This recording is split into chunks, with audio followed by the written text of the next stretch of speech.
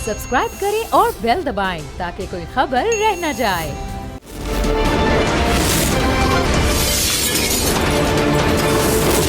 World News Headquarters। अस्सलाम वालेकुम, मैं हूं बाब जहांगीर। आप देख रहे हैं बोल न्यूज़ की खुसूसी ट्रांसमिशन। और आज निगरां काबीना के नाम भी फाइनल हो चुके हैं, हल्फ उठा चुकी है निगरां काबीना भी, और डेढ़ दर्जन के करीब वज़रा ने अब हल्फ उठा लिया और अपनी अपनी जिम्मेदारियां वो सरअंजाम देंगे। इसमें बहुत सारे ऐसे नाम हैं जिन लोगों का ताल्लुक सियासत से नहीं है, ब्यूरोक्रेट्स हैं, टेक्नोक्रेट्स हैं, दीगर शोबों से ताल्लुक़ रखने वाले अफराद हैं। तो मजमूई तौर पर इसको कहा जा सकता है कि ये एक गैर सियासी काबीना है। अगर अमली तौर पर हम देखें तो सिर्फ एक सरफराज भुगटी साहब का नाम ऐसा है जो कि इस वक्त सियासत में मुतारिक थे, वरना और कोई ऐसा नाम नज़र नहीं आता जिसने कोई सियासत में पिछले दिनों कोई अमल दखल किया हो। अब इसके अलावा जो इलेक्शन कमीशन ने हल्का बंदियों पर 4 माह का वक्त मांगा और एक लंबा शेड्यूल दे दिया है। 14 दिसंबर को ये पूरा प्रोसेस मुकम्मल होगा और उसके बाद फिर नई वोटर लिस्टें और फिर वो इलेक्शन की तैयारी की तरफ जाएंगे। तो एक तवील अरसा लगेगा इस निगरां सेटअप को हुकूमत के लिए। और क्या अपनी जो 90 दिन की मुद्दत है वो मुकम्मल करने के बाद इसकी आईनी हैसियत क्या होगी? क्या इसको एक आईनी कवर हासिल होगा? और जो मुआशी चैलेंजेस को दरपेश हैं इस वक्त पाकिस्तान को, और इसके साथ साथ जो बैनुल-अक़वामी सतह पर जो मामलात हैं वो किस तरह से फिर आगे बढ़ाए जाएंगे, चूँकि उसी दौरान IMF से डील करने वाला मामला भी आ जाएगा, दूसरी किस्त का वक्त हो जाएगा जो पाकिस्तान का अभी चंद दिन पहले ही एक मुआहिदा हुआ। तो इस पूरी सूरत हाल पर गुफ्तगू करते हैं कि 8 नवंबर के बाद फिर जब ये 3 माह मुकम्मल हो जाएंगे उसके बाद क्या सूरत हाल बनेगी। बहुत ही दिलचस्प ये सूरत हाल हो सकती है। मेहमानों का आपसे तारुफ कराते हैं। आमिर अब्बास साहब सीनियर एंकर पर्सन, सीनियर तज्ज़ियाकार हमारे साथ मौजूद हैं। उसामा गाजी सीनियर एंकर, सीनियर तज्ज़ियाकार हमारे साथ मौजूद हैं। कुछ ही देर में चंद मज़ीद मेहमान भी हमें इस ट्रांसमिशन में ज्वाइन करेंगे। तो आमिर अब्बास साहब, गुफ्तगू का आगाज़ करते हैं ज़रा। ये निगरां काबीना पहले तो फाइनल हो चुकी है, ये कुछ 17-18 नाम सामने आ चुके हैं। इसमें कोई ऐसा नाम तो नहीं जिसको सुनकर आप हैरान हो गए हो कि ये नाम क्यों काबीना में शामिल है? और ज़्यादातर जो नाम है वो गैर सियासी हैं। तो इस निगरां काबीना के बारे में क्या तासुरात हैं आपके? पहुंच चुके हैं अरबाब। 18 रुकनी काबीना है। आपने कहा गैर सियासी है। देखिए, सियासी और गैर सियासी 2 तरह से हम डिफाइन करते हैं। एक, हम उस शख्स को सियासी कहते हैं जो बाकायदा बाज़ाब्ता तौर पे कुछ सियासी वाबस्तगी रखता, किसी सियासी जमात का रुकन हो, किसी सियासी जमात का ओहदेदार हो, किसी सियासी जमात का कारकुन हो, ओन करता हो। जैसा आपने सरफराज भुट्टी साहब का जिक्र किया कि वो बलूचिस्तान अवामी पार्टी, या इवन प्राइम मिनिस्टर काकर साहब वो बलूचिस्तान अवामी पार्टी से थे। दूसरे सियासी लोग वो होते हैं कि जो बज़ाहिरन किसी सियासी जमात का बाज़ाब्ता ओहदेदार या रुकन तो नहीं होते, लेकिन उनका ओढ़ना बिछोना, उनका उठना बैठना, उनके तौर तरीके, उनकी गुफ्तगू, उनका किरदार, वो सब किसी एक सियासी जमात के साथ जुड़ा हुआ होता है। या वो किसी एक सियासी जमात के बदतरीन मुखालिफ होते हैं, या वो किसी सियासी जमात के सख्त तरीन दीवाने होते हैं। तो ये भी सियासी ही कैटेगरी में शुमार किया जाता है। निगरान हुकूमत का जो लेटर एंड स्पिरिट, जो उसका बुनियादी फलसफा है, वो ये है कि आप एक ऐसी हुकूमत एक अबूरी वक्त के लिए कायम करेंगे जिस हुकूमत के किसी भी शख्स की कोई सियासी वाबस्तगी नहीं होगी। उस सियासी वाबस्तगी से मुराद ये है कि वो किसी को सियासी तौर पर पसंद नहीं करेगा, किसी को सियासी तौर पर नापसंद नहीं करेगा, ताकि उसके फैसलों में वो पसंद और नापसंद का अमल दखल ना हो। अब मैं आपको बता दूं कि जो 18 रुकनी काबीना है, इसमें से 1/3 1/3 of total 18 members is politically biased, categorically biased, unambiguously biased, जिसमें कोई इबहाम ही नहीं है। भुट्टी साहब तो एक पार्टी के रुकन रहे ना, वो तो एक पार्टी का हिस्सा थे। उनको निकाल के मैं कह रहा हूं कि 6 लोग ऐसे हैं इस काबीना के अंदर जो या तो तहरीक इंसाफ के बदतरीन नाकिद हैं, या तहरीक इंसाफ को बदतरीन तरीके से नापसंद करते हैं, या वो पीपल्स पार्टी और मुस्लिम लीग नून के को इंतहाई हरदिल अजीज समझते हैं, या उनके करीब है, या उनके लिए वो काम करते रहे, या उनके लिए वो बयानियां पैदा करते हैं। सो मैं तो नहीं समझता कि जिस काबीना का 1/3 जानिबदारी पर मुश्तमिल हो, उस काबीना को आप तो अब अमीर ये फिर इस काबीना पर फिर लोगों का ट्रस्ट कैसे होगा? और इस तरीके इंसाफ भी आने वाले इलेक्शन में एक स्टेक होल्डर होगी, तो फिर कैसे साफ और शफाफ इंतखाबात का इनेकाद यकीनी हो सकेगा? आगे चलकर इस पर भी जरा बात करते हैं। कंवर दिलशाद साहब, साबिक सेक्रेटरी इलेक्शन कमीशन में ज्वाइन कर चुके हैं। तो कंवर साहब, आज इलेक्शन कमीशन ने वाज़ेह तौर पर कह दिया है हल्का बंदियों से मुतालिक, और 14 दिसंबर की जो उन्होंने तारीख दी है, 14 दिसंबर तक तो ये सिर्फ अमल हल्का बंदियों का मुकम्मल होगा। उसके बाद फिर क्या क्या मामलात होने, किस तरह से मजीद आगे टाइम लिया जाएगा? तो ये अभी तक तो बात फरवरी 2024 की हो रही थी, इसका मतलब अप्रैल या मई तक मामला चला गया इलेक्शन का आपकी नजर में? असूली तौर पर तो इलेक्शन कमीशन पाकिस्तान ने आइन के आर्टिकल 51 का जो सब सेक्शन 5 है उस पर उन्होंने आईनी तौर पर अमल दरामद किया है, जिसमें ये लिखा हुआ है कि जब मर्दमशुमारी का जो लास्ट का नोटिफिकेशन है उसके अगर नोटिफिकेशन कर दिया जाए तो फिर इलेक्शन कमीशन पाबंद है कि दोबारा हल्का बंदियां करवाए, अस्तर हल्का बंदी करवाए नई मर्दमशुमारी के डाटा को मद्देनजर रखते हुए। अब ये तो इलेक्शन कमीशन की आपने आईनी मजबूरी हो गई, आईनी तौर पर पाबंद कर दिया गया कि अब आपने अस्त्र नो हल्का बंदियां करानी है, पूरे पाकिस्तान की डिमार्केशन होनी है। अब ये जो मुश्तरका वफादात कौंसिल का जो इजलास हुआ था तो उसमें अगर वो ना परमिशन देते, इजाजत ना देते, जब इंतखाबात अभी चंद 90 दिन में होने हैं, असेंबली डिसॉल्व होने वाली है, तो फिलहाल मुश्तरका वफादात कौंसिल का जो नोटिफिकेशन है ये अभी फिलहाल इसको मुअत्तल कर दिया जाए। लेकिन उन्होंने तो फौरी तौर पर इलेक्शन कमीशन को दो राय पे खड़ा कर दिया। अब इलेक्शन कमीशन पाकिस्तान ने इस लिहाज से इस पर अमल दरामद करने के लिए अहम बात ये पेशरफ्त हुई कि आज हमने तमाम टीवी चैनलों पर हमने ये खबर सुनी है, पढ़ी है कि भी चीफ इलेक्शन कमिश्नर ने चीफ जस्टिस पाकिस्तान से मुलाकात की, कोई 2-2.5 घंटे मुलाकात रही।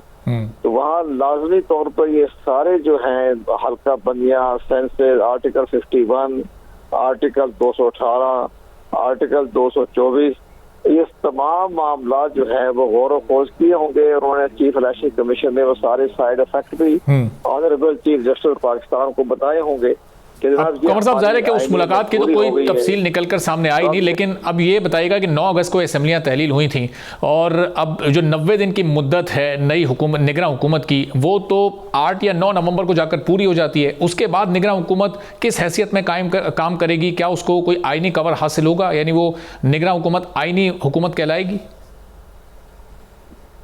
देखिए, इसमें एक बड़ी अहम बात पेशरफ्त हुई है। इसमें एक बात तो नजर आ गई जी कौन साहब। हाँ, मैं अर्ज करूँ आपसे, मैं अपना सारा जो इलेक्शन कमीशन का जो पॉइंट ऑफ व्यू जो हमें नजर आया है, अब ये एक में शेड्यूल जारी किया है। अब आप उस शेड्यूल को अपने सामने रखे। उन्होंने बाकायदा इलेक्शन एक्ट 2017 का सेक्शन 17 जो है उसके मुताबिक फॉलो करते हुए सारा शेड्यूल जारी करते हुए ये ऐलान जारी कर दिया कि 14 दिसंबर को हल्का बंदियों का प्रोजेक्ट जो मिशन है या उसकी जिम्मेदारी है पूरी हो जाएगी, जिसमें अदालतों की अपीलें भी शामिल हैं और इलेक्शन कमीशन के पास जो इतराज़ात जमा की जाएंगे वो भी सारा कवर कर लिया उन्होंने। अब ये तो मजबूरी हो गई 4 महीने की। अब इसके बाद जो सबसे बड़ी अहम पेशरफ्त होनी है, जो मीडिया का अभी ध्यान नहीं किया, वो ये है कि 14 दिसंबर के बाद इलेक्शन कमीशन ने शेड्यूल जारी करना जी। अब उन्होंने ये देखना है कि शेड्यूल जारी करते हुए और कौन सा कोई आईनी प्रोविजन है जो उन्होंने पूरी करनी है। उसका तरीकाकार यही है कि जो हमारा सेक्शन 57 है उसके तहत वो शेड्यूल जारी कर देंगे। और प्रेसिडेंट ऑफ पाकिस्तान ने वो पास भी इख्तियार थे कि वो इलेक्शन की डेट दे देते, लेकिन जो असेंबली डिसॉल्व की तो उस वक्त आइन का आर्टिकल 58(1) के तहत डिसॉल्व हुई है। वो आर्टिकल जो 48 का जो सेक्शन 5 है उसके मुताबिक अगर ये डिसॉल्व होती तो प्रेसिडेंट पाकिस्तान कानूनी आईनी तौर पर बाउंड थे कि वो इलेक्शन की तारीख का तयन कर देते आइन के मुताबिक। लेकिन वो तो आइन के आर्टिकल 58(1) के तहत हुई, उसमें इसका जिक्र नहीं है।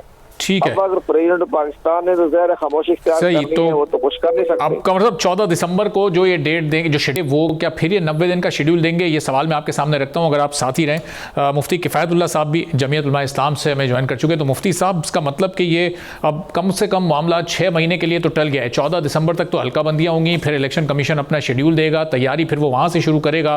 तो ये फरवरी या शायद मार्च और अप्रैल भी इस सिलसिले में अगले साल का शुरू हो सकता है। कब तक आपको नजर आ रहे हैं इलेक्शन, और आपका क्या स्टांस है आपकी जमात का इस सूरत हाल पर?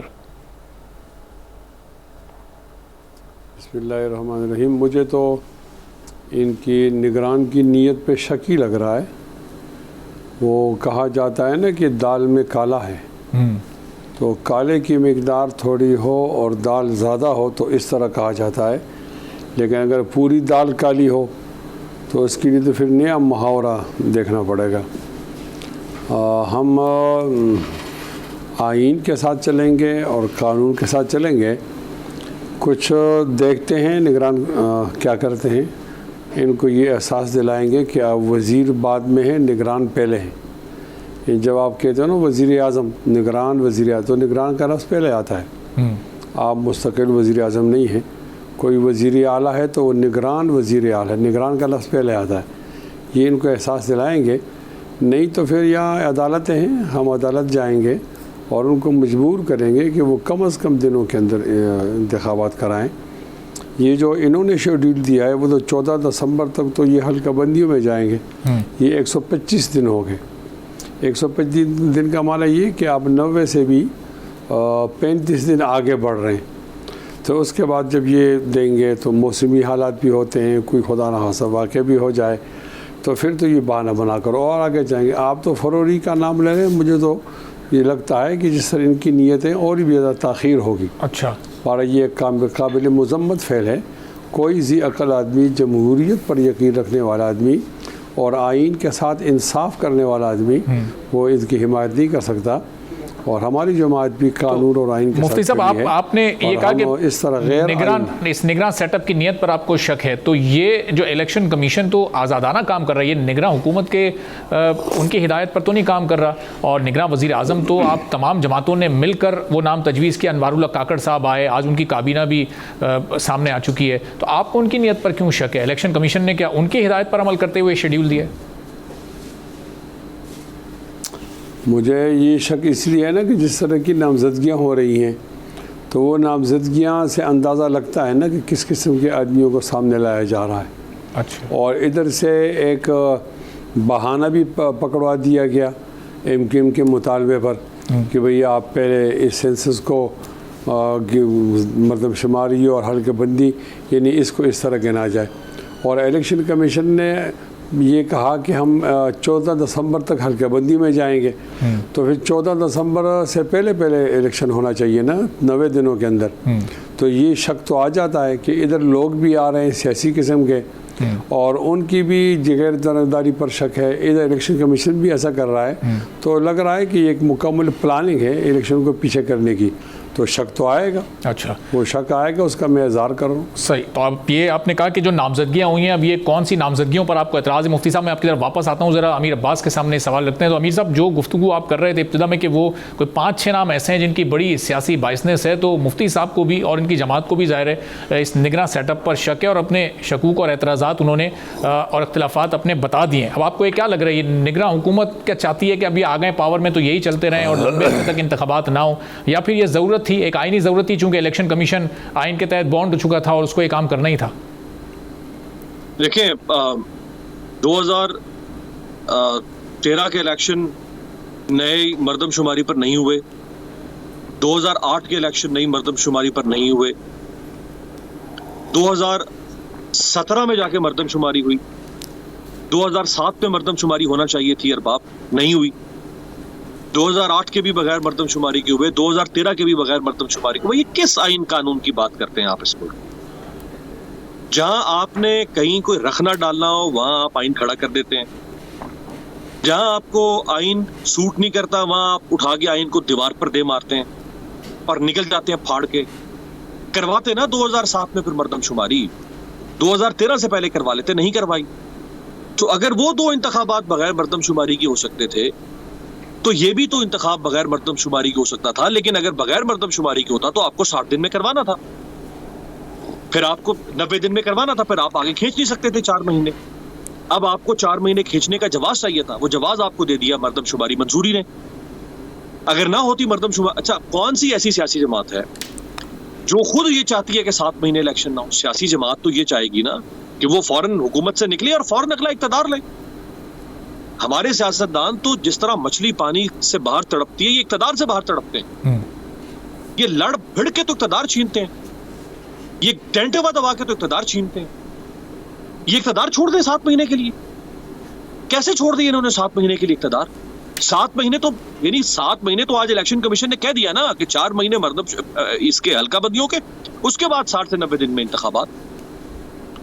तो इन या तो इनसे छुड़वाया गया या इनको कहा गया था कि आप मर्दमशुमारी मंजूर करें। ताकि हमें 4 महीने मिल सके। तो ये बड़ा गोरख धंधा है इस मुल्क में। कोई ये जिस तरह रात की तारीकी में हम बैठ के बात कर रहे हैं ना, ये मुल्क रात की तारीकी में चल रहा है। यहाँ अंधेरा ही अंधेरा है, कहीं उजाला नहीं। सही। तो उसामा आप बताइए, उसामा है हमारे साथ? अच्छा, तो उसामा ये बताइएगा कि अब ये जो इस वक्त सूरत हाल है, 7 महीने तो ये आम रूटीन की बात हो रही है, 14 दिसंबर तक ये मामला निपटेगा, उसके बाद फिर 60 से 90 दिन। हमने देखा पीपल्स पार्टी भी उनके तर्जुमान भी मुस्तकिल ये बात करते थे कि 60 से 90 दिन में इंतखाबात होने चाहिए। अभी मुफ्ती साहब को भी बहुत इस पर एतराज़ है कि इलेक्शन देर इसमें क्यों हो रही है। तो फिर ये किस तरह से मरदमशुमारी मंजूर हुई, कैसे तमाम सियासी जमातें उस वक्त राज़ी थीं और अब इन्हें ये एतराज़ हो रहा है? ये क्या इस वक्त आप सूरत हाल अगले 5-6 माह में बनती देख रहे हैं? सूरत हाल बड़ों ने डिसाइड करनी है। राजा रियाज साहब ने जिस तरह कहा कि बड़ों ने फैसला किया है, तो बड़े ही फैसला करेंगे, जो वो करेंगे वही होगा। अब चाहे मुफ्ती साहब हों, मैं सुन रहा था कंवर दिलशाद साहब, जितनी मर्जी अब आइन और कानून की बात कर लें, इस डंडोरे को पीट लें। अब इस मुल्क में ना आइन है ना कानून है। अब यहाँ पर जोर है, ताकत है, और जिसमें जितनी होगी वो उतनी चलाएगा। मिसाल के तौर पर सुप्रीम कोर्ट ने अगर कोई फैसला दिया तो आपने देख लिया कि जमीयत उलमा इस्लाम को उस पर सख्त तहफ़्फ़ुज़ात थे और पीडीएम को थे, तो उन्होंने जाकर सुप्रीम कोर्ट के बाहर एहतजाज भी किया। वो जा सकते थे, दफ़ा 144 के बावजूद जा सकते थे, वो गए, उन्होंने एहतजाज भी किया। सुप्रीम कोर्ट का फैसला इलेक्शन कमीशन ने नहीं माना, ना सही अक्टूबर में लगा जी हम करवा देंगे खैबर पख्तूनख्वा में और पंजाब में इलेक्शन, वो नहीं हो रहे। तो जो इलेक्शन कमीशन से ज़्यादा ताकतवर होगा वो देखेगा, जो सुप्रीम कोर्ट से ज़्यादा ताकतवर होगा वो देखेगा। तो जो इन सबसे ज्यादा ताकतवर होगा, वो जो बड़ा होगा, वही फैसला करेगा। और अगर देखिए किसी को एतराज है तो गवर्नर साहब हैं, वो नहीं इलेक्शन करवा पा रहे, या खैबर पख्तूनख्वा के वज़ीर आला हैं, फिर वो रिजाइन कर दें। इस तरह तो वो देखिए, वो तो आए थे 3 महीने के लिए, चले कह दिया कि जी नहीं, वो एतराज था, गलत तरीके से असम्बली तहलील की। यहाँ हलाल असम्बली तहलील हुई है 3 दिन पहले। तो और अगर 3 महीने नहीं इलेक्शन होते तो वो दे दें इस्तीफा, 6 महीने नहीं होते दे दें इस्तीफा, 9 महीने, साल, जितना मर्जी नहीं देंगे, कोई कहीं नहीं जाएगा, क्योंकि इस काबीना में भी सबको हिस्सा मिल गया है। तो ये हम बात जरूर कर सकते हैं, क्रिटिसाइज कर सकते हैं, लेकिन फैसला बड़ों नहीं करना है। और अभी तक हो सकता है कि वो ये सिर्फ लॉलीपॉप हो सबके लिए कि 6 महीने, ये मामला उससे आगे भी जा सकता है और कोई कुछ नहीं करेगा। ठीक है, तो मुफ्ती साहब फिर ये मरदमशुमारी की मंजूरी में आपकी जमात की रजामंदी कैसे शामिल थी? ज़ाहिर है कि पीडीएम की हुकूमत थी, पीडीएम के सरबराह तो मौलाना फजल रहमान साहब हैं, उनको नहीं एतमाद में लिया गया था, या उस वक्त इल्म नहीं था आप लोगों को कि अगर ये मंजूर हो गई और इलेक्शन कमीशन हल्काबंदियों में चला गया तो फिर तो 6, 7, 8 माह के लिए गए इंतखाबात? मैं ये पिछले जो मुर्दा हैं, जो गड़े हुए हैं, उनको तो नहीं उखाड़ूंगा। इतनी बात ज़रूर बताऊंगा कि हमारे पास एक ऑप्शन है कि हम सुप्रीम कोर्ट चलें और उनसे हम हिदायत लें और उनसे रहनुमाई लें। ज़ाहिर है कि इदारा तो है, वो सिर्फ नज़रिए ज़रूरत के लिए तो नहीं है, या इसलिए तो नहीं है कि मुशर्रफ ने कहा मुझे 3 साल की आप चिट कर दो, तो उन्होंने चिट कर दे दी। तो ये आइन के लिए भी कुछ काम करें ना। तो हम उनसे पूछेंगे, हमारी राय के मुताबिक तो इलेक्शन कमीशन ने ये आर्डर मानना ही नहीं था कि आप नई मरदमशुमारी से करो। वो कहता, उसका स्टैंड ही होना चाहिए था कि नहीं, मैं आइन का पाबंद हूँ, ये आइनी इदारा है, मैं इसको नहीं मान सकता, ये आइन से टकरा रहा है। वो 60 दिन और 90 दिन से ऊपर जा रहा है, इनको स्टैंड लेना चाहिए था। लेकिन यहाँ जब तकर्र या सिफारिश पर हों और किसी से पूछ कर बात की जाए, किसी से पूछ कर जवाब तैयार किया जाए, तो उन लोगों से क्या उम्मीद रखी जा सकती है? तो मुफ्ती साहब, तो हमारे पास एक सुप्रीम कोर्ट जाएंगे वहाँ से हिदायत लेने, तो वहाँ से तो एक हिदायत आई थी 14 मई को कि आप केपी में इंतखाबात कराएं, आप पंजाब में इंतखाबात कराएं। तो उस हिदायत को तो आपकी हुकूमत, क्योंकि ज़ाहिर है आपकी पार्टी भी हुकूमत में शामिल थी, वो तो उन्होंने हवा कर, ना हुकूमत ने माना ना इलेक्शन कमीशन ने माना। तो उस अरबाब साहब देखो, चीज़ों को ख़त्म नहीं करना चाहिए। वहाँ हमारा एक मौक़िफ़ था, वो अब भी है कि बड़े सूबे के अंदर अगर आपने पहले वज़ीर आला बिठा दिया तो फिर ये सारे इंतखाबात डिमी हो जाएंगे। हम उस वज़ीर आला नहीं बिठाना चाहते थे, गलत किया जिसने पंजाब असम्बली को तोड़ा। अब कहा कि ये नहीं देखा गया कि असम्बली क्यों तोड़ा गलत तरीके से, वज़ीर आला कह रहे मैं नहीं तोड़ना चाहता, प्रेशर से चेयरमैन ने तोड़ा।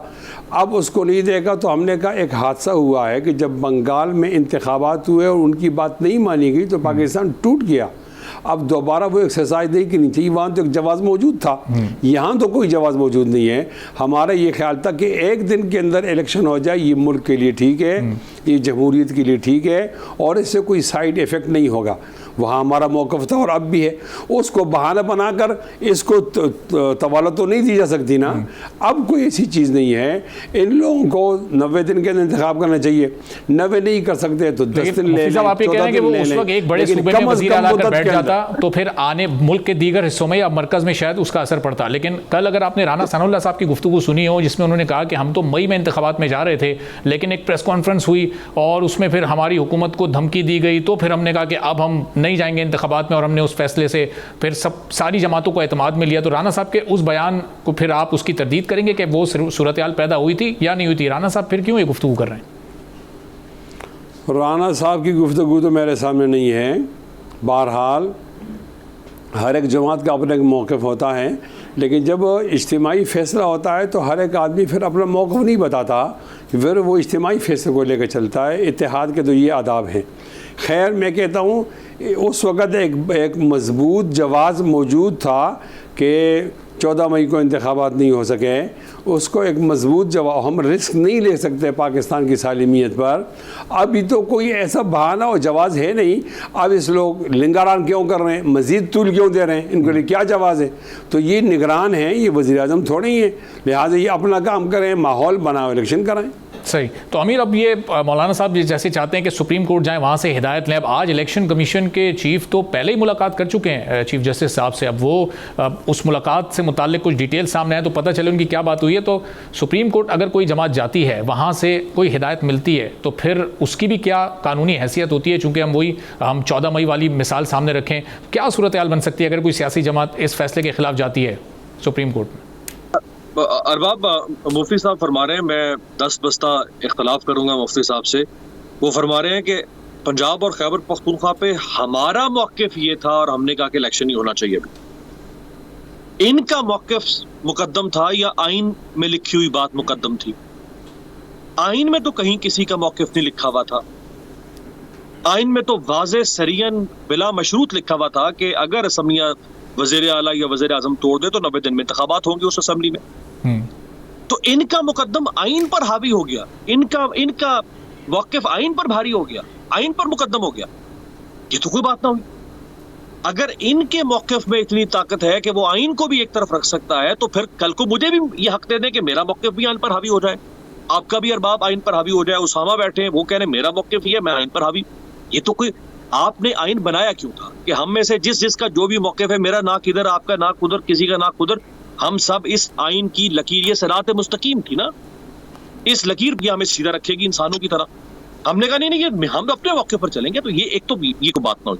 दूसरा उन्होंने फरमाया कि भाई ये जो पहले असम्बलियां को तोड़ दी उन्होंने, मान लिया उन्होंने गलत तोड़ दी, तो शहबाज शरीफ ने भी तो असम्बली पहले तोड़ दी ना।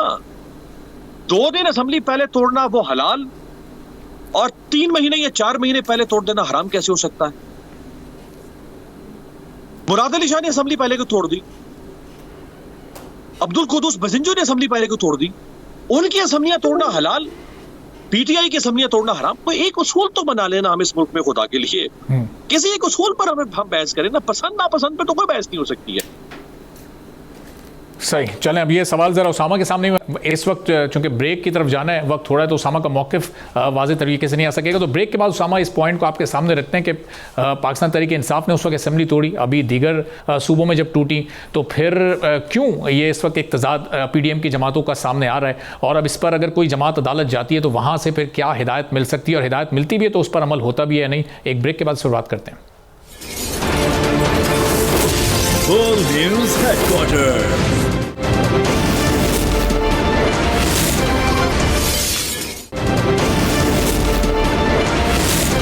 ट्रांसमिशन में एक बार फिर आपको खुशामदीद कहेंगे। इलेक्शन कमीशन ऑफ पाकिस्तान ने नई हल्का बंदियों का फैसला अब सुना दिया है, जिसका मतलब यह है कि कम से कम 6 से 8 माह के लिए आने वाले इंतखाबात अब आगे बढ़ चुके हैं, और 90 दिन में निगरान हुकूमत इंतखाबात करवाने के काबिल किसी भी सूरत नज़र नहीं आती। मोअज़्ज़ज़ मेहमान हमारे साथ मौजूद हैं। उसामा गाजी की तरफ चलते हैं। तो उसामा, अब ये इसका मतलब ये निगरान हुकूमत आएगी, अब इसके लिए बड़े बड़े माशी चैलेंजेस भी इस अरसे में सामने आ सकते हैं, उस पर तो हम बात करते हैं। लेकिन ये जो सुप्रीम कोर्ट जाने की इस वक्त बात हो रही है, वहाँ से कोई हिदायत या कोई फैसला आप ले भी लेते हैं जाके, तो फिर बात वही 14 मई पर आकर रुकती है कि चूंकि वहां पर अमल नहीं हुआ तो आगे उस पर अमल दरामद कैसे होगा, उस फैसले की क्या हैसियत होगी, क्या अहमियत होगी। अब क्या इस वक्त सियासी जमातों का आगे आपको स्टांस नजर आ रहा है करते हुए? मुझे लगता है कि जो तो हुकूमत में रही हैं जमातें, बल्कि मैं समझता हूँ अब भी किसी न किसी तरह हुकूमत में है, क्योंकि एक खबर ये भी सामने आ रही है कि मौलाना फजलुर रहमान साहब यानी जमीयतुल इस्लाम की तरफ से भी ये डिमांड है कि निगरान सेटअप में जो वजारतें उनके पास थी वो उस तरह की वजारतों में जिन दोबारा उनके लोग जो है एडजस्ट किए जाएं। अभी खैबर पख्तूनख्वा में आपने देखा कि सारी काबीना ही फारिग कर दी गई। तो एक तरफ तो ये है कि गुड कॉप बैड कॉप जो हम देखते हैं शहबाज शरीफ साहब नवाज शरीफ साहब वाला मामला, वही हमें नजर आ रहा है। अभी आप देखिए पीपल्स पार्टी की तरफ से भी ये शोर मचाया जा रहा है कि जी देखें ये मर्दमशुमारी पर नहीं हल्काबंदी होनी चाहिए थी। आप कानून साजी वो करते रहे कि जो केयरटेकर सेटअप है वो तवील हो सके, केयरटेकर सेटअप वो फैसले कर सके जो इलेक्शन के अलावा सारे फैसले हैं, इलेक्शन के लिए बाकी सारे फैसले कर सकें। आप खुद करते रहे। आप खुद 2 दिन पहले क्या ऐसा हो गया था कि आपने असम्बलियां तहलील की ताकि कम से कम 90 दिन तो मिल ही जाए ना, खुद यानी तमाम इंडिकेशंस हमें मिलती चली जा रही हैं। तो अब सुप्रीम कोर्ट कुछ भी कह ले उससे कोई फर्क नहीं पड़ता, चाहे इस जमातें चली भी जाए सुप्रीम कोर्ट के पास, कोई उससे फर्क नहीं पड़ेगा अनलेस अनटिल कि कोई ऐसा वो बुकला तहरीक वाला मामला हो जाए, क्योंकि सुप्रीम कोर्ट जो कहेगी उसने अमल दरामद कहां से करवाना है, कौन उस पर अमल दरामद करवाएगा, कौन सा इदारा करवाएगा। वो इलेक्शन कमीशन को कहेगी तो पहले कह चुकी है, तो उसके बाद होगा जी इलेक्शन कमीशन का मैं नहीं मानता, जिस तरह उस वक्त बाज़ जमातों ने फैसला नहीं माना, क्योंकि वो अगर फैसला कर भी देंगे आइन की इंटरप्रिटेशन जो है तशरीह वो तो वैसे सुप्रीम कोर्ट का काम है, लेकिन उसके बाद तो अब मेरी मर्जी है ना कि मैं कहूँ कि जी मैं ये सुप्रीम कोर्ट जो है ना फलां जज ने ठीक नहीं फैसला किया या ये गलत, उसके बाद तो अब सुप्रीम कोर्ट का फैसला फाइनल थोड़ी है, ये तो मेरी मर्जी है कि मैं मानता हूँ या नहीं मानता। और उसके बाद अब जो फैसला आएगा जिसकी मर्जी होगी वो मानेगा, जिसकी मर्जी होगी नहीं मानेगा। तो ये बात तो राना सनाउल्लाह साहब पहले कर चुके हैं, राजा रियाज कह चुके हैं कि ये फरवरी में होंगे। ये अभी इलेक्शन कमीशन की अनाउंसमेंट से पहले उनको कैसे पता लग गया था कि फरवरी में इलेक्शन होंगे? तो ये क्या हो रहा है? ये सब कुछ पहले से डिसाइडेड है, सब पहले से पता है। जब निगरान काबीना आ रही थी ये अभी उसमें कुछ लोग जो काबीना में पहले थे वो जोर लगाते रहे इस निगरान काबीना में शामिल हो जाते हैं, क्योंकि इसमें 1 साल के मजे हो सकते हैं, बाद में फिर दोबारा कुछ कर लेंगे। अभी वज़ीर आला बलूचिस्तान अब्दुल कुद्दूस बिजंजो साहब जो हैं उन्होंने निगरान सेटअप के लिए अपना नाम भी भिजवा दिया कमेटी को। तो आप ये देखिए ना, तो यहाँ तो ये है कि सेटअप जितना अरसा मर्जी चल जाए हमें उसमें से हिस्सा मिल जाए। नीचे आपने देख लिया। और समझ से पहले कि मुफ्ती साहब के पास मैं जाऊं, आज जो मुलाकात हुई है चीफ इलेक्शन कमिश्नर की चीफ जस्टिस साहब से, तो अब क्या उन्होंने इस पूरी सिचुएशन के हवाले से चीफ जस्टिस को एतमाद में लेने की कोशिश की होगी? और फिर ज़ाहिर जमातें अब जितना टाइम लगाएंगी आगे सुप्रीम कोर्ट के पास जाने में, तो उमर बंदियाल साहब का टेन्योर भी ख़त्म होने वाला है, जस्टिस काजी फाइज ईसा साहब आ जाएंगे, तो वहाँ भी वो एक कोई फ़र्क पड़ सकता है इस पूरी सिचुएशन पर?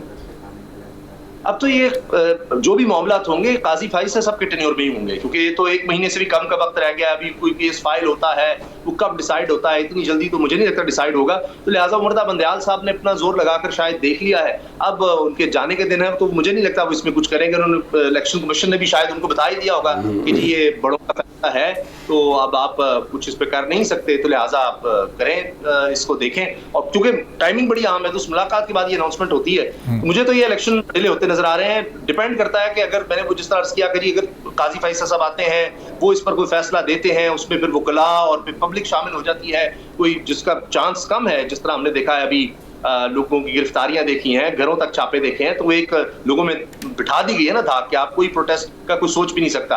तो वो मुझे नहीं लगता। तो लिहाजा अब आगे क्या होता है, आइन इतना मैं आपको सिर्फ कह सकता हूँ यकीन से कि आइन और कानून के मुताबिक नहीं होगा, इससे बाहर होगा जो भी होगा। अच्छा, तो मुफ्ती साहब अब कैसे आप लोग इसको मेक श्योर करेंगे कि जो भी है वो आइन और कानून की हदूद में हो? आप लोग अगर अदालत जाते भी हैं और फिर अभी जो वफाकी काबीना, ये निगरान काबीना अभी जो आई है, इसमें 18 अफराद हैं, 18 अफराद पर मुश्तमिल है, इसमें आपको नामजदगियों पर भी एतराज़ है, तो इन नामजदगियों के खिलाफ भी क्या आप लोग जाएंगे अदालत? और कौन कौन सी नामजदगियों पर, कितनी नामजदगियों पर आपको एतराज़ है?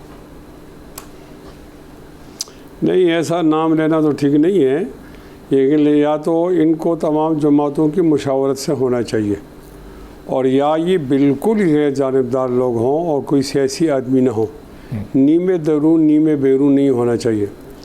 मैं ज़रूरी समझता हूँ कि अमीर अब्बास साहब की खिदमत में चंद गुजारिशात अर्ज़ करूँ। वो ये कि उन्होंने कहा कि शहबाज शरीफ साहब ने पहले तोड़ दी असम्बली और सिंध वालों ने और बलूचिस्तान वालों ने। देखें ना, दोनों को आप उन दोनों का मुआवजा करें। यहाँ तो एक आईन इख्तियार देता है कि चाहे आप 60 दिन के अंदर इलेक्शन करवाएं या चाहे आप फ़ायदा लें और 90 दिन के अंदर करवाएं, इसको उस पर क़यास नहीं किया जा सकता। वहाँ तो ऐसा था, हमने जो शिकायत की वो ये है, अगर अमीर अब्बास साहब हमारी रहनुमाई फरमाएँ कि वहाँ वज़ीर आला कह रहा था कि मैं असम्बली नहीं तोड़ना चाहता, पंजाब का वज़ीर आला भी कह रहा था और खैबर पख्तूनख्वा का वज़ीर आला भी कह रहा था। तो इख्तियार तो वज़ीर आला का है। चेयरमैन जो होता है पार्टी का वो तो एतमाद का वोट नहीं लेता। अब वज़ीर आला जिसने एतमाद का वोट लिया होता है और मुंतखब होता है, वो अगर अपनी मर्ज़ी से चाहे तो वो असम्बली को तोड़ सकता है। दोनों वज़ीर आला कह रहे थे कि हम नहीं चाहते तोड़ना और उन पर पार्टी के सरबराह का असर था। अब अदालत को चाहिए था कि वो सो मोटो एक्शन लेकर वज़ीर आला से पूछ लेते हैं कि क्या आपकी मर्ज़ी शामिल है। तो वज़ीर आला कहते कि नहीं शामिल, तो वो बहाल हो जाती। हमारी ये शिकायत है, दोनों को एक से एक तरह नहीं देखें। यहाँ तो उनको ये इख्तियार है कि 2 दिन पहले अगर आप तोड़ दें तो आपको ये एक आईनी रियायत मिल जाएगी। आपको लगता है कि उस वक्त अगर वज़ीर आला को अदालत में तलब किया जाता, वो जो सिचुएशन थी उस वक्त, तो वज़ीर आला अदालत में अपने पार्टी के सरबराह के खिलाफ बयान देते? क्या पाकिस्तान में इस तरह का सियासी कल्चर है, आपको लगता है? देखो, एक बात तो वाज़ेह हो जाती कि वो प्रेस कॉन्फ्रेंस में कह रहे कि मैं नहीं तोड़ना चाहता और वो वहाँ पर उसकी बात मानते हैं अपने सरबराह की, तो एक बात तो वाज़ेह हो जाती ना। आज हम ये सवाल तो ना कर देना, लेकिन कम से कम ये इख्तियार पार्टी के सरबराह का तो नहीं है। ये तो गलत तौर पर असम्बली तोड़ी गई, वो गलत तौर पर तोड़ी गई असम्बली प्रेशर बढ़ाने के लिए, अपनी सियासत को चमकाने के लिए। उसको इस आईनी इख्तियार और रियायत से अगर तशबीह दी जाती है तो मेरा ये गिला होगा अमीर अब्बास साहब से। सही जी अमीर, अब आप ज़ाहिर है कि इस पर कुछ रिस्पॉन्ड करना चाह रहे हैं। मुफ्ती साहब ने बता दिया कि कैसे ये वाली जो असम्बलियाँ टूटी हैं हलाल हैं, और उस पर जो वजाहत मुफ्ती साहब ने वो भी पेश कर दी है। मुफ्ती साहब का गिला सर आंखों पे है, हमारे हर दिल अजीज है। मुफ्ती साहब दिल पर सीने पे हाथ रख के कह सकते हैं कि शहबाज शरीफ ने ये जो असम्बली 2 दिन पहले तोड़ी है, ये किसी भी दबाव के बगैर तोड़ी है और खालिसतन अपने कहने पर, अपने दिल के कहने पर तोड़ी। कह सकते हैं मुफ्ती साहब ये बात? हम में से कोई भी ये बात नहीं अर्ज करूं, ये सवाल नहीं मैं अर्ज करूं, ये सवाल तो आपने दूसरी गली के घर वाले से पूछा है ना। ये कोई मुस्लिम लीग का आदमी होता या मियाँ शहबाज होता तो ज़्यादा बेहतर बता सकता। लेकिन मैं एक और बात बताता हूँ, क्या इन दोनों ने जो मुतफ़िका नाम दिया है ये इन दोनों की मर्जी से आया? नहीं आया। तो फिर समझे क्या ना, कुछ चीजें हैं ना। तो फिर आप मैं ठीक कह रहा हूँ ना, आपका और नुक्ता नहीं, सब पाकिस्तानियों का एक ही नुक्ता है। अमीर अब्बास साहब काइंडली, हम सब का एक ही नुक्ता है, जो नजर आता है वो होता नहीं है, जो होता नहीं वो नजर आता है। कौमी असम्बली अगर किसी के कहने पर तोड़वाई जा सकती है, लेकिन चूंकि हम उधर तोड़ने वाले का नाम नहीं ले सकते, वो तोड़वाई जा सकती है तो वो काबिल कबूल है। लेकिन अगर पंजाब असम्बली और केपी की असम्बली इमरान खान ने पार्टी हेड की यानी होने की हैसियत से तोड़वा दी, तो वहां हम नाम ले सकते हैं। तो ये मैं नहीं समझता कि इतनी भारी दलील हो सकती है। मुफ्ती साहब तशरीफ रखते हैं, ये बता दें कि जोहर की नमाज 4थी रकात में तोड़ दी जाए और 3री रकात में तोड़ दी जाए नमाज, दोनों सूरतों में तो नमाज टूट गई ना, चाहे 4थी में तोड़े चाहे 3री में तोड़े। आप ठीक है, ये इस हद तक तो आप ठीक कह रहे हैं, लेकिन देखे ना वहाँ एक चीज सामने आ गई। अमीर अब्बास साहब, जी मुफ्ती साहब, अमीर अब्बास साहब, मैं समा खराशी कर रहा हूँ, वो ये कि वहाँ पर सामने आ गई बात कि वज़ीर आला पंजाब कह रहा है कि मैं असम्बली नहीं तोड़ना चाहता, उसकी ऑडियो भी आ गई, वीडियो भी आ गई है, और एक आदमी कह रहे कि आप तोड़ें। यहाँ तो प्रेशर सामने आ गया, और जहाँ ये आप कह रहे हैं कि 2 दिन पहले किसी के कहने पे तोड़ दी, इसमें तो कुछ पर्दा नशीन पर्दे में रह गए ना। जो चीज़ सामने है वो जज क्यों नहीं पूछता उनसे कि आपने किसके कहने पर तोड़ी, आपकी मर्जी शामिल थी या शामिल नहीं थी, बात तो मालूम हो जाती ना। मुफ्ती साहब, आइन में ये कहीं नहीं लिखा हुआ कि वज़ीर आला के ऊपर अगर पार्टी वज़ीर आला का लिखा हुआ है, पार्टी दबाव डाले, नहीं हुजूर, ये आइन में कहीं नहीं लिखा हुआ कि पार्टी चेयरमैन अगर वज़ीर आला से कहे कि असेंबली तोड़ दो तो उस पर असेंबली तोड़ना वाजिब है, लाजिम है। ये कहीं नहीं लिखा हुआ। वज़ीर आला कहते भी नहीं मानते तुम्हारी बात। जी बहुत सारी बातें नहीं मानी वज़ीर आला ने, वो कह देते हमने नहीं बात तुम्हारी माननी। परवेज खटक ने बहुत सारी बातें नहीं मानी थी इमरान खान की, जब परवेज खटक वज़ीर आला थे। परवेज खटक ने कहा कि मैंने बनानी है मेट्रो बस पेशावर में, इमरान खान नहीं बनाना चाहते थे, बना दी परवेज खटक ने। तो बहुत सारे मौकों पे इख्तलाफ होता है। दोनों वज़ीर आला कहते हैं कि भाई हम आपकी बात नहीं मानते। अच्छा, अगर फिर भी मान ली तो दोनों वज़ीर आला आके बयान दे देते। अब ये एक पॉलिटिकल डिबेट है कि उन्होंने ये कहा कि हम पे दबाव है। लीगली तो इसकी कोई हैसियत नहीं है ना। जब तक मैं और आप किसी कोर्ट ऑफ लॉ में जाके अपना बयान कलमबंद नहीं करवाएंगे किसी कॉम्पिटेंट अथॉरिटी के सामने, उसकी कानूनी हैसियत नहीं है ना कोई। वो वज़ीर आला जाते सुप्रीम कोर्ट में बयान दे देते कि ये तो अंडर ड्यूरेस हमसे स्टेटमेंट ली गई है, हमसे असेंबली तोड़वाएगी, हम तो नहीं तोड़ना चाहते थे, तो फिर आपकी बात बिल्कुल ठीक थी। अब उन्होंने पॉलिटिकल बात कर दी किसी जलसे में, ये किसी प्रेस कॉन्फ्रेंस में जैसे आप फरमा रहे हैं, तो उसकी आईनी कानूनी हैसियत नहीं है। आईनी कानूनी हैसियत इसी बात की है कि असेंबली वज़ीर आला ने तोड़ी और उसने अपनी रजामंदी से बज़ाहिर कि उसके इख्तलाफ का कोई कानूनी जवाज बज़ाहिर उसने सामने नहीं रखा। सही। तो अब उसामा चलें जरा एक कदम आगे चलते हैं। अब ये 6 महीने 8 महीने बाद जब जी अच्छा मुफ्ती साहब जी आप एक मिनट ये ज़रा नाराज़ ना हो, मैं ज़रा इस बेस को लपेटता हूँ। सिर्फ ये अर्ज़ करता हूँ अमीर अब्बास साहब से कि यहाँ तो शहबाज शरीफ साहब ने जब तोड़ी तो 2 दिन रहते थे, यानी लोगों को 2 दिन असम्बलियों से महरूम होना पड़ता था, और मोहतरम इमरान खान ने जो असम्बली तोड़ी तो 6-7 महीने लोगों को महरूम रहना पड़ गया।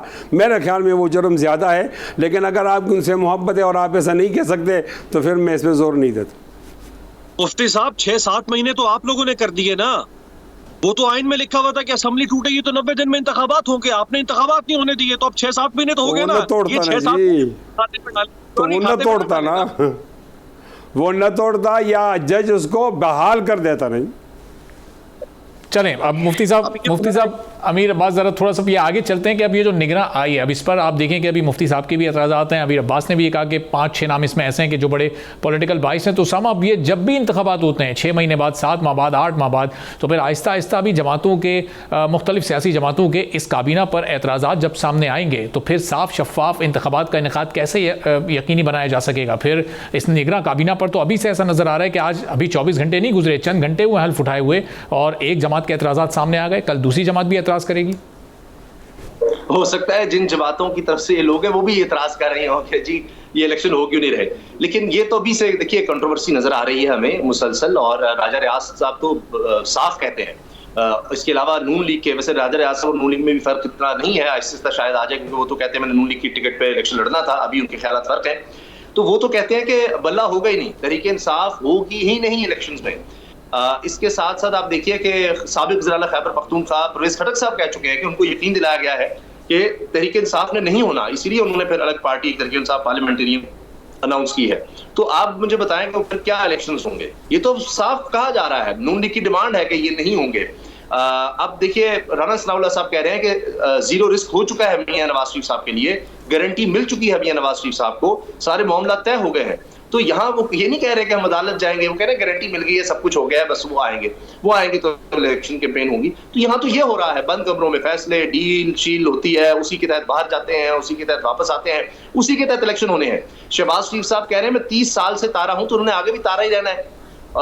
वो तो अब पता नहीं इससे ज्यादा चांद बनने से तो रहे। तो ये तो पहले से ही तय है, ये तमाम जितनी भी हुकूमत में पार्टीज थी वो लोगों को ये बता रहे हैं कि हमारा अगली दफा भी हो चुका है मामला तय। अब इसीलिए वो कहते हैं जब इलेक्शन होंगे आना हम नहीं है, चॉइस ही और कोई नहीं है। तो वो तो तहरीक इंसाफ के चेयरमैन जेल में, वो जेल में ही रहेंगे, वो तो बाहर होंगे नहीं। पार्टी में लोग टूट फूट के जा रहे हैं, लेकिन फिर भी मसाइल हैं तो उनको हमने वैसे ही माइनस कर देना। और यही केयरटेकर सेटअप भी कर रहा होगा कि जनाब ये जमात लड़ नहीं सकती इलेक्शन, तो कौन से फ्री एंड फेयर वहां पर आप इलेक्शन कर लेंगे। ये इसी तरह से जो इस वक्त प्लान है वो यही है कि जब भी इलेक्शंस होंगे जितना डिले हो सके तब किया जाएगा। बाज़ाहिर लगता है कि 6 महीने का तो मुझे लगता है कि लॉलीपॉप ही दिया गया है इन जमातों को कि जनाब ठीक है कर लेंगे। उस वक्त फैसला किया जाएगा, हालात पर डिपेंड करेगा कि लोग कितना इस वक्त देख रहे हैं, जोर कितना है।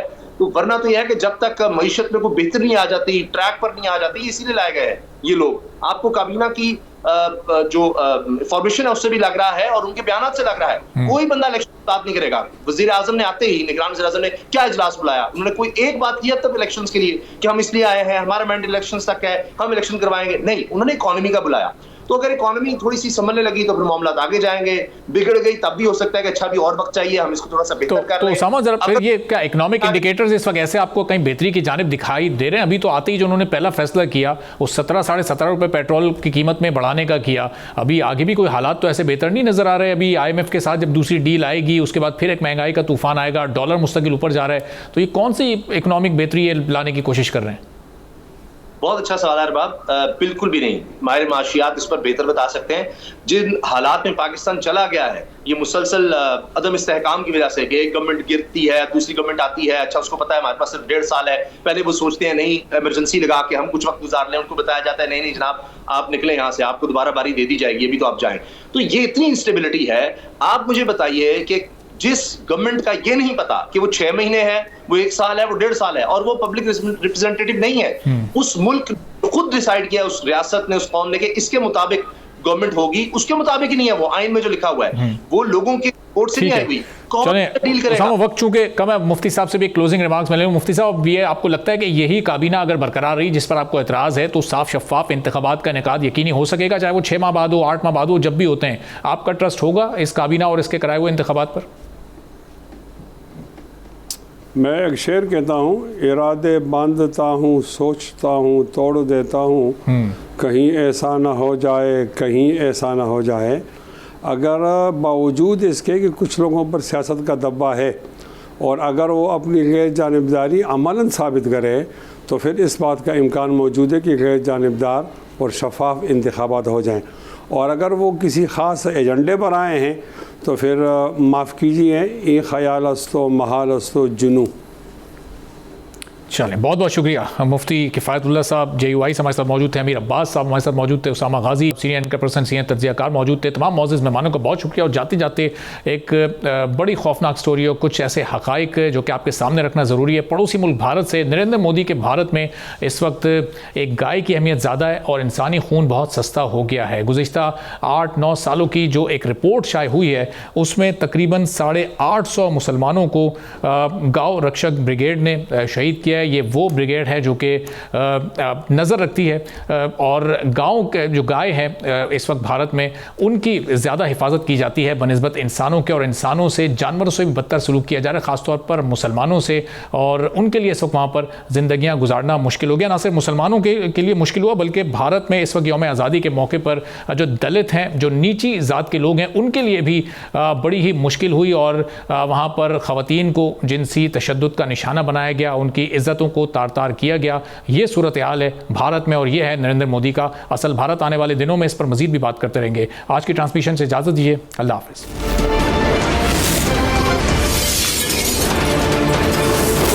World News Headquarters. आप लोग इस मुल्क पाकिस्तान में आजाद हैं। सहाफती उसूलों पर कारबंद बोल न्यूज ने रखी रिवायत बरकरार। बोल न्यूज की जानिब से देखने वालों को यौम आजादी की बेहद मुबारकबाद। मुल्क भर से जश्न आजादी की तकरीबात बोल ने दिखाई अपनी स्क्रीन पर। पाकिस्तान के 76वें यौम आजादी का जश्न बोल ने सुनाई पाकिस्तान जिंदाबाद के नारों की गूंज। बोल की सबसे बड़ी ट्रांसमिशन में पाकिस्तान का नाम रोशन करने वालों ने दिए कौम को पैगामात। बेपनाह मुश्किलात का सामना करके इस मुल्क को हासिल किया। आज़ाद कौमों को बहुत सी कुर्बानियाँ देनी पड़ती हैं। 76 वालियों में आज़ादी का दिन जोश खरोश के साथ मना, क्योंकि जिंदाबाद पाकिस्तान ये है बोल की पहचान। सब्सक्राइब करें और बेल दबाएं ताकि कोई खबर रह न जाए।